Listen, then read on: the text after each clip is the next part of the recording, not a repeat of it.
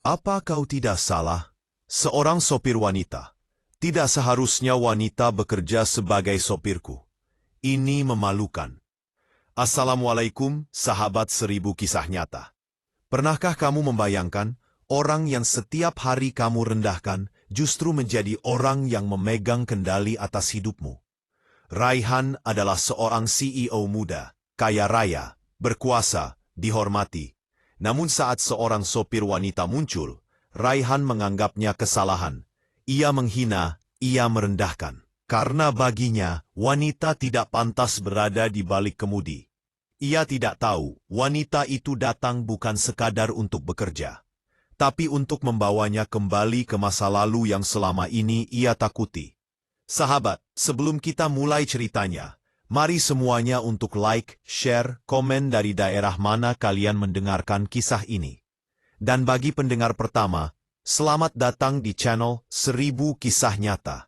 Jangan lupa subscribe channel ini ya, agar kamu tidak ketinggalan kisah-kisah penuh inspirasi yang menggetarkan hati lainnya. Kami doakan yang sudah like dan subscribe channel ini. Semoga rezekinya selalu mengalir deras, segala urusan selalu dipermudah, dan doanya semoga diijabah oleh Allah Subhanahu wa Ta'ala. Amin ya Rabbal Alamin. Jangan lupa juga tekan tombol loncengnya, agar kamu jadi orang pertama yang tahu saat video terbaru hadir. Sekarang mari kita mulai ceritanya. Pagi itu, kota belum sepenuhnya bangun, ketika sebuah mobil hitam panjang melaju pelan memasuki kawasan perkantoran elit. Gedung-gedung tinggi berdiri berjajar, menjulang seperti tembok kekuasaan yang dingin. Kaca-kaca gedung memantulkan cahaya matahari pagi, berkilau, tajam, dan tanpa kehangatan. Di dalam mobil itu duduk seorang pria bernama Raihan Adiwangsa. Usianya belum genap 30, namun namanya sudah dikenal luas di dunia bisnis. Ia adalah CEO Adiwangsa Group, perusahaan besar yang bergerak di banyak bidang. Keputusan Raihan bisa membuat seseorang naik dalam semalam atau jatuh tanpa sisa. Ia dikenal cerdas, perfeksionis, dan kejam dalam menilai orang. Bagi Raihan, dunia adalah tempat bertahan hidup. Yang lemah tersingkir, yang kuat memimpin. Raihan duduk tegak di kursi belakang. Jasnya rapi, sepatunya mengilap. Jam mahal melingkar di pergelangan tangannya. Wajahnya tenang, nyaris tanpa ekspresi. Matanya fokus pada layar ponsel, membaca laporan keuangan yang terus bergulir. Angka-angka itu bergerak cepat di kepalanya. Target, tekanan, keuntungan. Mobil berhenti tepat di depan pintu utama gedung Adiwangsa Group. Biasanya sebelum mobil benar-benar berhenti, pintu belakang sudah terbuka. Pak Wiryo selalu sigap. Pria tua itu tidak pernah lalai, tidak pernah terlambat. Namun pagi itu tidak ada apa-apa. Raihan menunggu beberapa detik. Kening, alisnya berkerut. Ia menghela nafas pendek, lalu membuka pintu sendiri. Begitu kakinya menjejak lantai, ia melihat Pak Wiryo berdiri di samping mobil. Tubuhnya terlihat lebih bungkuk dari biasanya. Wajahnya pucat, matanya menyimpan kelelahan yang tidak bisa disembunyikan. Kenapa tidak langsung buka pintu? Suara Raihan dingin datar tanpa emosi. Pak Wiryo menunduk dalam. Maaf Tuan Raihan, katanya pelan. Saya ingin bicara sebentar. Raihan melirik jam tangannya, bicara sambil jalan. Mereka berjalan memasuki lobi gedung. Beberapa karyawan yang melihat langsung berdiri tegak dan menunduk hormat. Tidak ada yang berani menatap lama. Nama Raihan punya tekanan tersendiri. Ia tidak suka basa-basi, tidak suka kesalahan. Lift terbuka, mereka masuk. Pintu tertutup perlahan. Di dalam lift, suasana sunyi. Hanya terdengar dengungan mesin yang membawa mereka naik ke lantai atas. Raihan berdiri lurus, menatap angka lantai yang terus bertambah. Pak Wiryo menarik napas panjang. Saya mengajukan pengunduran diri, Tuan. Raihan menoleh. Tatapannya tajam namun tenang. Kapan? Hari ini. Jawaban itu membuat Raihan diam sejenak. Lift terus bergerak naik. Untuk beberapa detik, Raihan tidak berkata apa-apa. Untuk pertama kalinya, ia benar-benar menatap Pak Wiryo. Keriput di wajah itu, rambut yang memutih, tangan yang gemetar halus. Dalam diam, Raihan membayangkan sesuatu yang jarang ia pikirkan. Sudah berapa lama Pak Wiryo bekerja dengannya? Ia mengingat pagi-pagi lama, mobil yang selalu bersih, jadwal yang selalu tepat. Pak Wiryo yang menunggu dalam hujan, dalam panas, dalam lelah, bertahun-tahun. Namun ekspresi Raihan tidak berubah. Ia terbiasa menganggap semua itu sebagai kewajaran, sebagai tugas, sebagai kewajiban. Alasannya, suara Raihan terdengar lagi. Sakit, jawab Pak Wiryo jujur. Dokter menyarankan saya berhenti. Lift berhenti, pintu terbuka. Raihan melangkah keluar lebih dulu. Nanti HR yang urus administrasi, katanya singkat. Terima kasih atas kerjanya. Kalimat itu terdengar formal, tidak hangat, tidak dingin, biasa saja.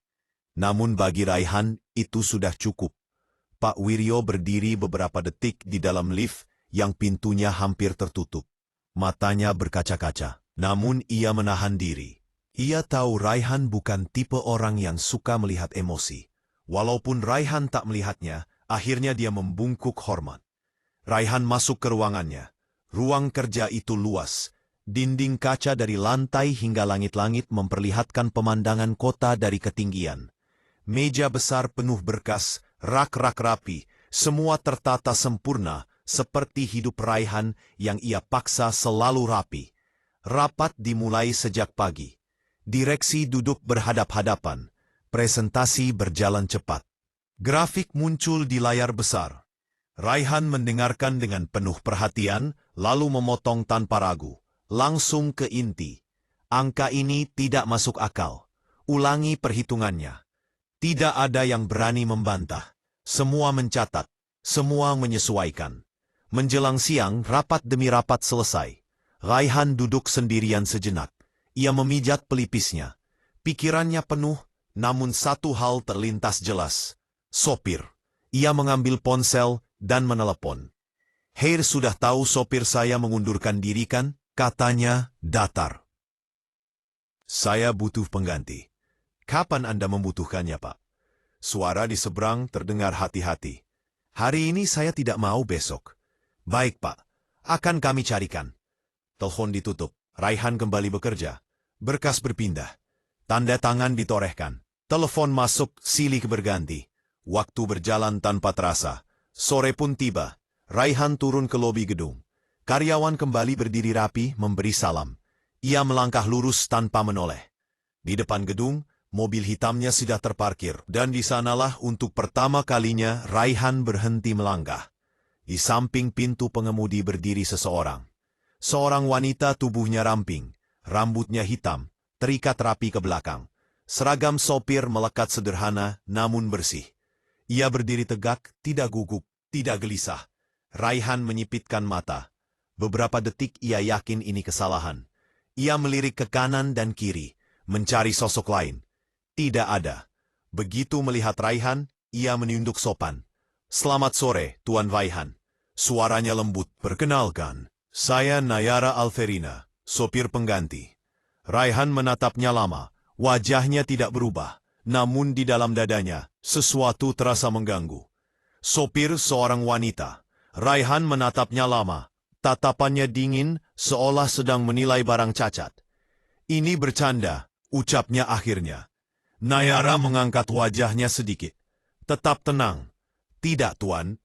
Raihan tertawa kecil, tawa pendek, tanpa humor. Sekarang benar-benar kehilangan akal. Ia melangkah mendekat, berhenti tepat di depan Nayara. "Kau tahu mobil apa yang kau kemudikan?" katanya pelan, tapi menusuk.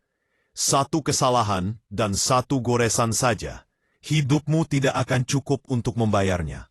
Nayara mengangguk. "Saya mengerti, Tuan." Raihan mendengus. Menyetir mobil sebesar ini. Pernah. Jawaban singkat itu membuat alis Raihan terangkat. "Jangan bohong di depanku." Nayara tidak menjawab. Ia hanya membuka pintu belakang mobil Dengan gerakan rapi, Raihan masuk ke mobil dengan langkah berat. Begitu duduk, ia bersandar dan menyilangkan tangan. "Kalau kau membuat mobil ini lecet," katanya dingin, "aku akan memecatmu hari ini juga." Nayara menutup pintu, berjalan ke kursi pengemudi dan menyalakan mesin. Tangannya stabil, gerakannya tenang. Mobil mulai melaju. Beberapa meter pertama, Raihan mengamati. Setiap belokan ia perhatikan. Setiap injakan pedal ia rasakan. Ini stabil batinnya. Namun berbeda dengan suara yang dia keluarkan. Gumamnya. "Kau terlalu pelan." Nayara menambah kecepatan sedikit. Pelan lagi, ia menyesuaikan. Raihan menyeringai tipis. Wanita memang selalu ragu-ragu. Jalan saja seperti mau ke pasar. Nayara tidak menjawab. Lampu merah. Mobil berhenti halus. "Kau tahu bedanya rem dan gas, kan?" Suara Raihan kembali menyindir. "Atau perlu diajari?" Nayara tetap diam. Tatapannya fokus ke depan. Dalam hati Raihan, sesuatu bergolak. Ia tidak suka diabaikan. Ia terbiasa ditakuti, dituruti, dipuja. Dan wanita ini memilih diam. Mobil sampai di rumah Raihan. Gerbang terbuka. Nayara memarkir mobil dengan rapi. Raihan turun tanpa menoleh.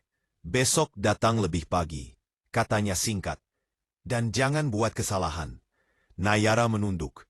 "Baik, Tuan." Saat mobil itu kembali melaju meninggalkan rumah megah, Raihan berdiri sejenak di halaman. Ada perasaan aneh di dadanya. Bukan kagum, bukan marah. Entah kenapa, ia merasa wanita itu tidak selemah yang ia kira. Namun, satu hal pasti di benaknya. Ia akan mencari kesalahan Nayara, dan ia yakin. Cepat atau lambat wanita itu akan menyerah. Di dalam mobil, Nayara menggenggam setir sedikit lebih erat. Wajahnya tetap tenang, namun matanya menyimpan sesuatu yang dalam. Sesuatu yang belum terlihat oleh siapapun. Hari pertama telah berlalu, dan ini baru permulaan. Raihan Adiwangsa baru saja menutup pintu kamarnya. Bunyi pintu yang terkunci terdengar pelan, tapi cukup untuk menandai berakhirnya hari yang melelahkan. Jas hitam mahal ia lepaskan, diletakkan sembarangan di sandaran kursi. Tangannya terangkat, melonggarkan dasi yang sejak pagi terasa mencekik lehernya. Ia menarik napas panjang lalu menghembuskannya perlahan, seolah ingin membuang sisa kesal yang masih menggumpal di dadanya. Langkahnya berhenti di depan jendela besar kamar itu. Lampu kota terlihat berkilauan dari ketinggian.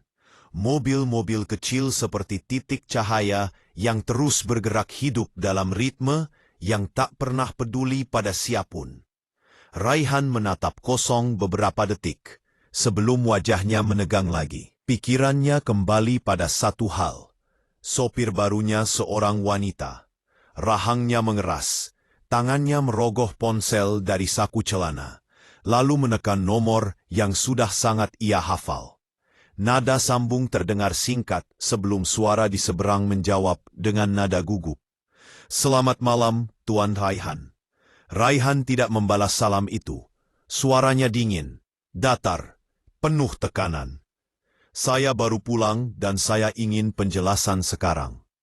Di seberang sana, Kepala Divisi Sumber Daya Manusia perusahaan itu langsung terdiam sesaat.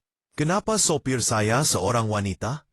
Nada Raihan tidak meninggi, tapi justru itulah yang membuatnya menakutkan. Ia tidak perlu berteriak untuk menunjukkan kekuasaan.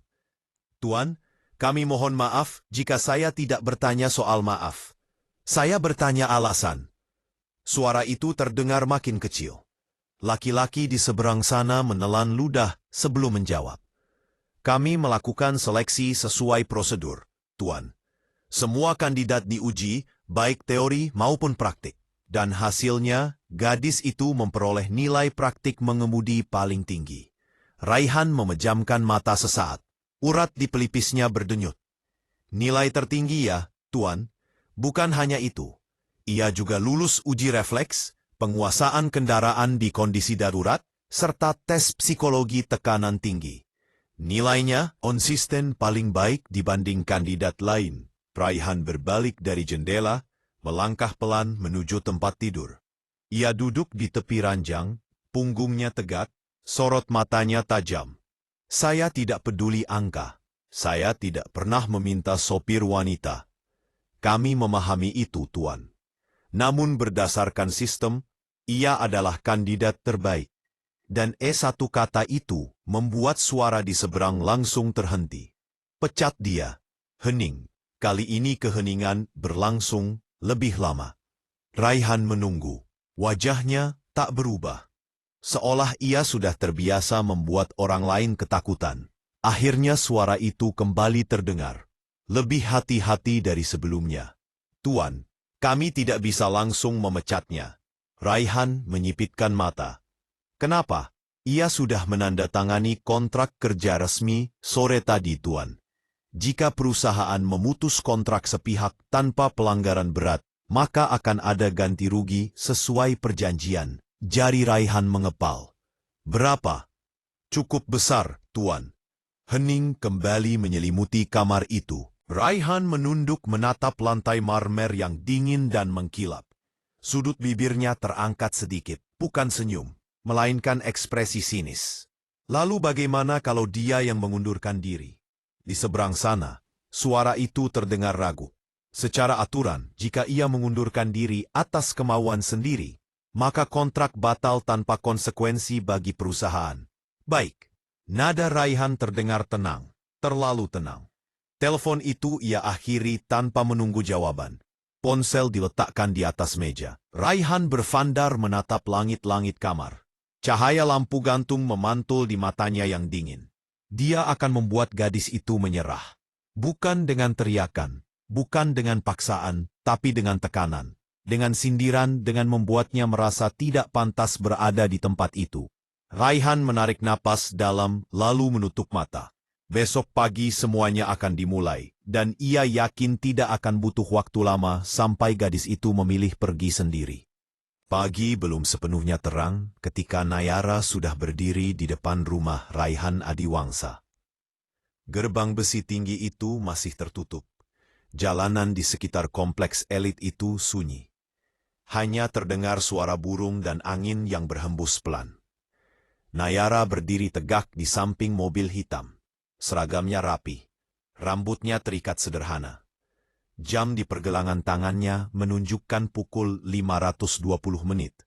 Ia datang lebih awal. Jauh lebih awal dari yang diminta. Tidak ada siapapun yang memperhatikan. Tidak ada yang tahu. Nayara tidak peduli. Ia hanya berdiri diam, menunggu seperti biasa. Beberapa menit kemudian, lampu teras rumah menyala. Pintu terbuka. Raihan keluar dengan langkah cepat. Ia berhenti ketika melihat Nayara sudah berdiri di sana. Kau sudah datang, ucapnya datar. Ya Tuan Raihan, melirik jam tangannya. Tidak perlu datang sepagi ini, katanya, lalu berjalan menuju mobil. Tapi bagus, setidaknya kau tahu diri.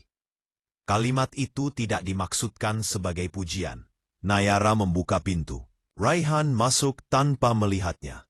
Mesin mobil dinyalakan. Mereka melaju meninggalkan kompleks. Pagi itu jalanan cukup lengang. Nayara menyetir dengan kecepatan stabil. Setiap kali mendekati lampu merah, ia mengurangi laju dengan halus. Setiap belokan ia ambil dengan perhitungan. Raihan duduk di belakang. Matanya menatap layar ponsel.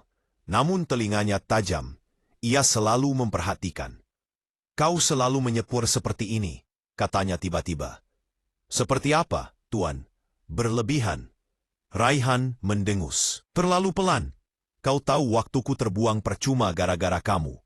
Nayara tidak menjawab, hanya menambah sedikit laju mobil. Dan kau juga harus tahu. Lanjut Raihan. Mobil ini tidak murah, jadi tetap fokus jika tidak ingin aku menagihmu ganti rugi karena orang sepertimu yang lalai. Kata orang sepertimu, diucapkan dengan tekanan jelas. Nayara tetap fokus ke jalan. Sesampainya di kantor, Nayara memarkir mobil di tempat yang biasa digunakan Pak Wiryo dulu. Beberapa karyawan melirik. Ada yang berbisik, ada yang menatap dengan penasaran. Seorang wanita menjadi sopir CEO. Itu pemandangan baru. Raihan turun, dan langsung berjalan masuk gedung. Nayara mengikuti dari belakang menjaga jarak. Di lobi, Raihan berhenti mendadak. "Kau tunggu di mobil?" katanya tanpa menoleh. "Jangan keluyuran." "Baik, Tuan." Hari itu terasa panjang bagi Nayara. Ia menunggu di dalam mobil, duduk diam. Sesekali membuka jendela untuk menghirup udara. Beberapa karyawan lalu lalang melirik ke arah mobil mewah itu. Ada tatapan heran, ada tatapan meremehkan. Menjelang siang, Dimas, karyawan senior bagian operasional, lewat dan berhenti sejenak. Ia menatap Nayara melalui kaca jendela yang setengah terbuka. "Kamu sopir baru ya?" Nayara menoleh dan tersenyum tipis. "Iya, Pak." Dimas mengangguk pelan. Tatapannya lembut, berbeda dengan kebanyakan orang. "Semangat," katanya singkat, lalu berlalu. Kalimat sederhana itu terasa hangat. Selanjutnya, Nayara habiskan waktu dengan tidur. Dia akan mencoba menikmati pekerjaannya ini. Sore hari, Raihan keluar gedung dengan wajah lelah. Ia langsung masuk mobil. "Kita ke rumah," perintahnya. Mobil melaju. Baru beberapa menit, Raihan kembali membuka suara. "Hei, kau tahu?" katanya sambil menyandarkan kepala. "Banyak orang ingin berada di posisimu, tapi tidak semua pantas." Nayara diam. "Perusahaan ini tidak membutuhkan eksperimen," lanjut Raihan, "terutama eksperimen gagal." Ia tertawa kecil. "Wanita jadi sopir, aku masih tidak mengerti keputusanmu." Nayara menggenggam setir lebih erat, namun wajahnya tetap tenang. Hari kedua berlalu dengan pola yang sama. Hari ketiga pun begitu. Sindiran Raihan semakin tajam. Ia mulai melibatkan hal-hal pribadi. "Kau punya keluarga?" tanya Raihan suatu pagi. "Ada, orang tuamu tidak melarangmu bekerja seperti ini."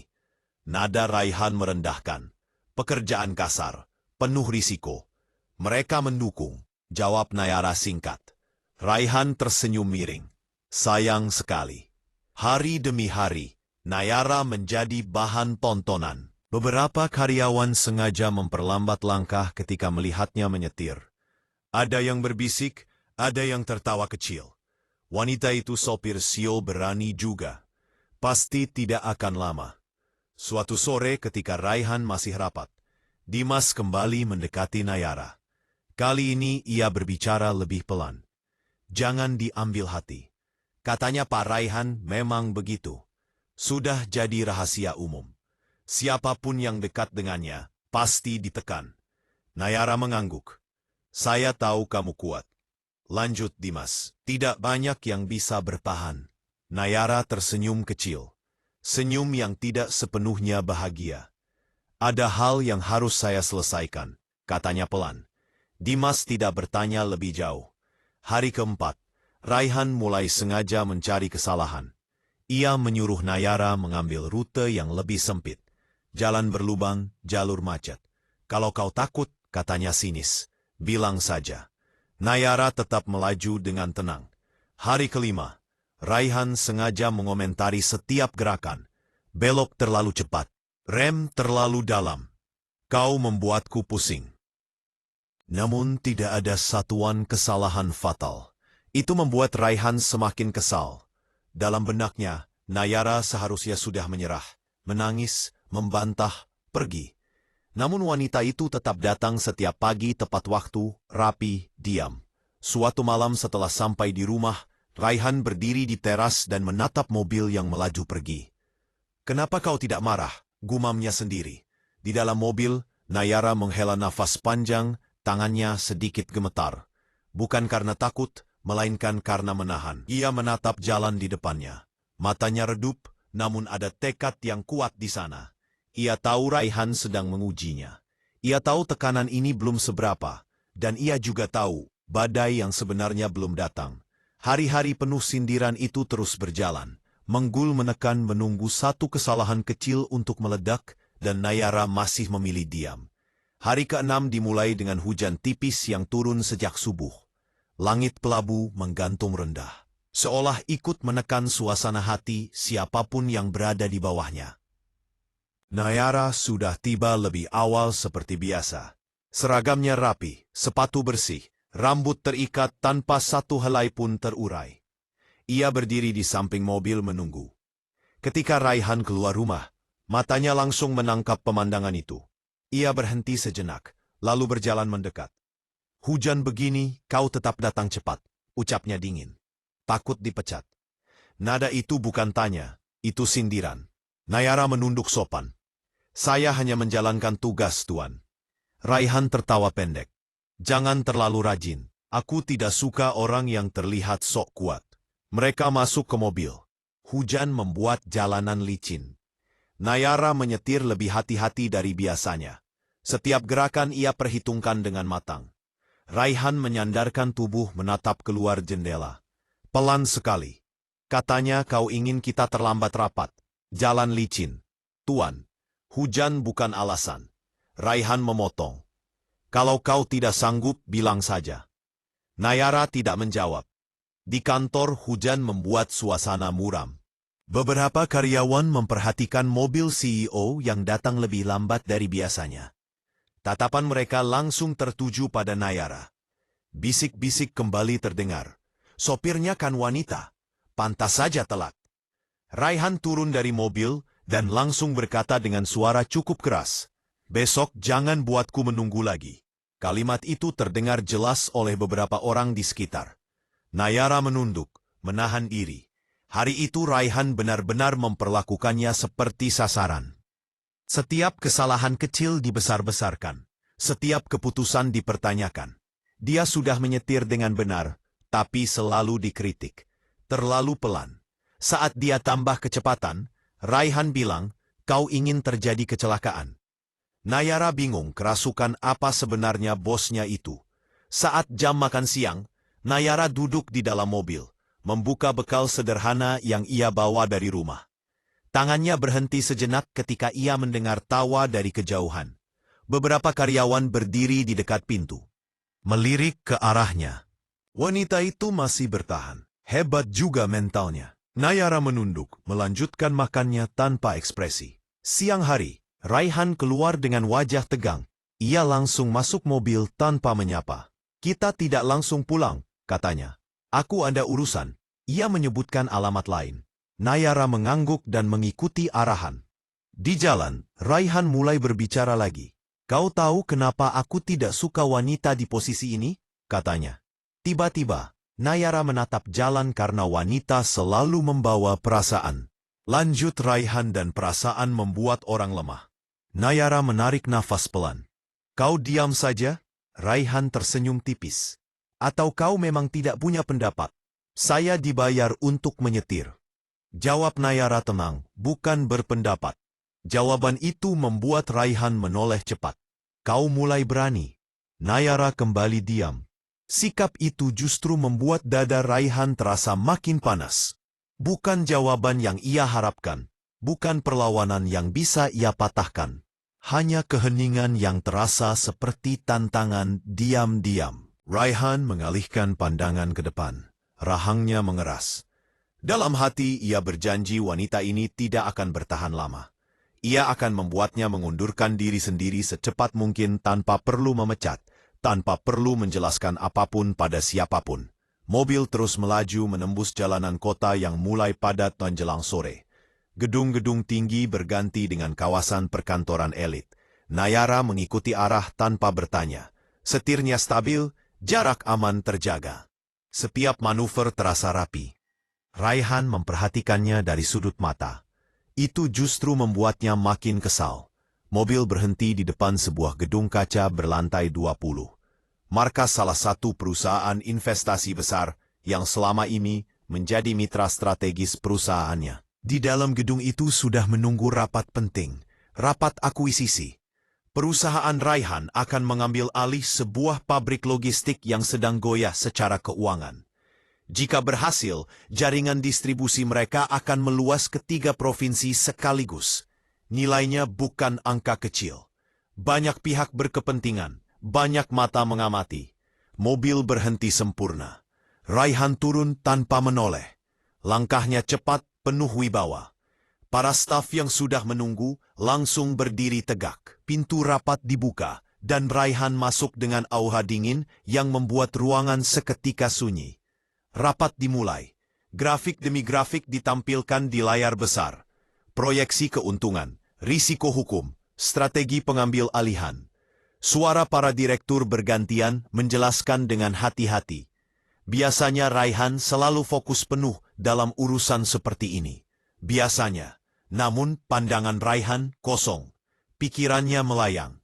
Ia membayangkan wajah Nayara di balik kemudi. Cara wanita itu menjawab singkat.